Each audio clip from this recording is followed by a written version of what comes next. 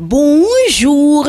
Plusieurs sujets intéressent les journaux parus ce jour. L'analyste de Réumi Quotidien se penche sur ce qu'il qualifie de faux pas de Diaz de Dame Justice concernant la citation directe de Barthélémy Diaz dans l'affaire du meurtre de Ndiaga Diouf. Son analyse est à lire à la page 4 de ce journal où mon confrère Mohamedou Ba informe que Tano Rémy devant ses responsabilités avec la réouverture du dossier Ndiaga Diouf. En effet, les jeunesses socialistes du département de Dakar mettent la direction actuelle du Parti socialiste devant ses responsabilités, non sans exiger qu'elle apporte à Diaz fils tout le soutien qui s'y est en de pareilles circonstances, informe-t-on dans Réumi Quotidien, dont le chroniqueur explique comment Aïda Mbodj a conquis la présidence du groupe parlementaire des démocrates et libéraux. Le piroguier est également à lire à la page 4 de ce journal. À la page 5 de Libération, l'on nous apprend que le bras de fer qui s'est ouvert le 5 octobre dernier entre l'État du Sénégal et les complices présumés de Karim Wade risque d'être épique. Au total, 24 comptes bancaires sont visés par les conseils de l'État si on en croit Libération qui indique que contrairement à ce que l'on pourrait penser, cette procédure dure depuis au moins un an. Affaire Karim Wade,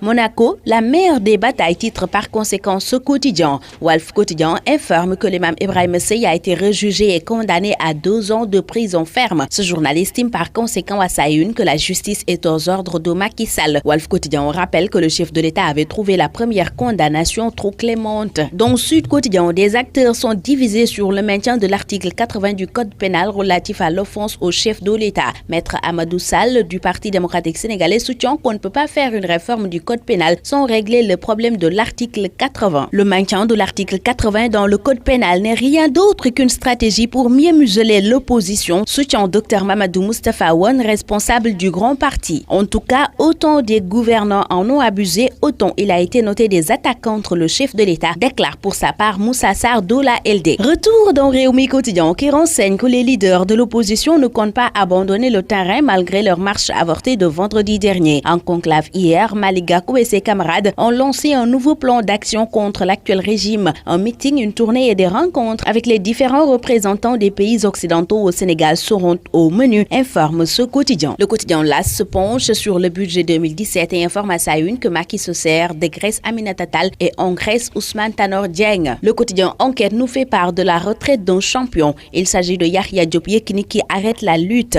Il a régné dans l'arène pendant 15 ans avec 19 victoires, 1 nul et 2 défaites. Kati Diop dans ce journal déclare « Il a été le meilleur et il reste le meilleur. Je ne suis plus un lutteur donc j'arrête de lutter », déclare Yahya Diop Yekini lui-même dans Réumi Quotidien en version sport. Clap de fin barre à sa une l'Observateur qui nous parle des exploits de Yekini, de ses défaites, de ses déclarations et de sa vie en dehors de l'arène. L'heure d'arrêter a sonné, déclare Yahya Diop Yekini à la une du quotidien des arènes sénégalaises. Le champion explique également dans Sunulombe sa décision de quitter l'arène. Stade, le quotidien du sport, s'intéresse au match de gala en décembre à Léopold Sédar Senghor. France-Sénégal, la revanche à Dakar, s'exclame ce journal. Bonne lecture à tous. Bonjour.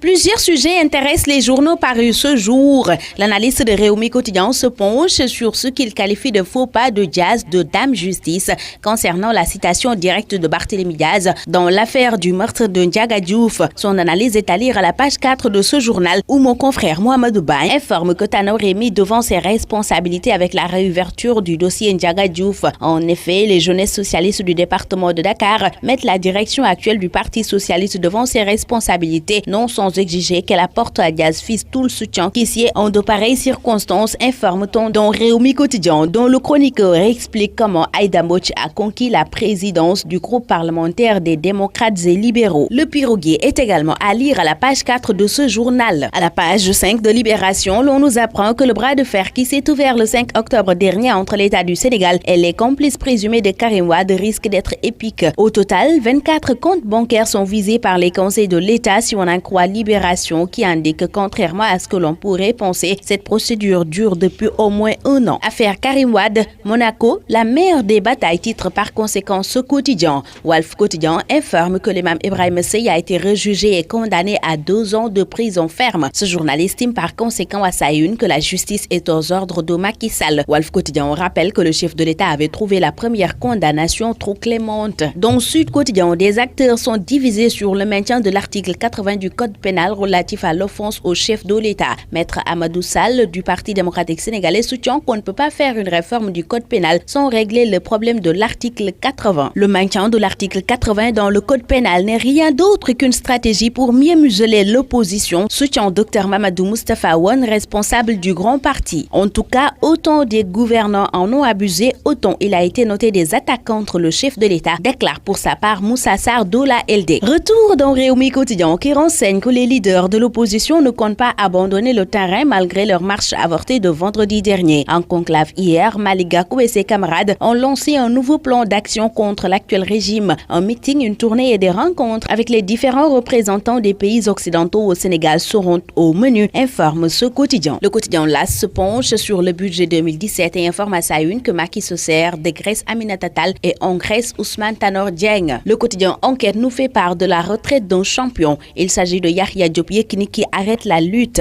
Il a régné dans l'arène pendant 15 ans avec 19 victoires, 1 nul et 2 défaites. Kati Diop, dans ce journal, déclare « Il a été le meilleur et il reste le meilleur. Je ne suis plus un lutteur, donc j'arrête de lutter », déclare Yahya Diop Yekini lui-même dans Réumi Quotidien en version sport. Clap de fin barre à sa une l'Observateur qui nous parle des exploits de Yekini, de ses défaites, de ses déclarations et de sa vie en dehors de l'arène. L'heure d'arrêter a sonné, déclare Yahya Diop Yekini à la une du quotidien des arènes sénégalaises. Le champion explique également dans Sunulombe sa décision de quitter l'arène. Stade, le quotidien du sport, s'intéresse au match de gala en décembre à Léopold Sédar Senghor. France-Sénégal, la revanche à Dakar, s'exclame ce journal. Bonne lecture à tous.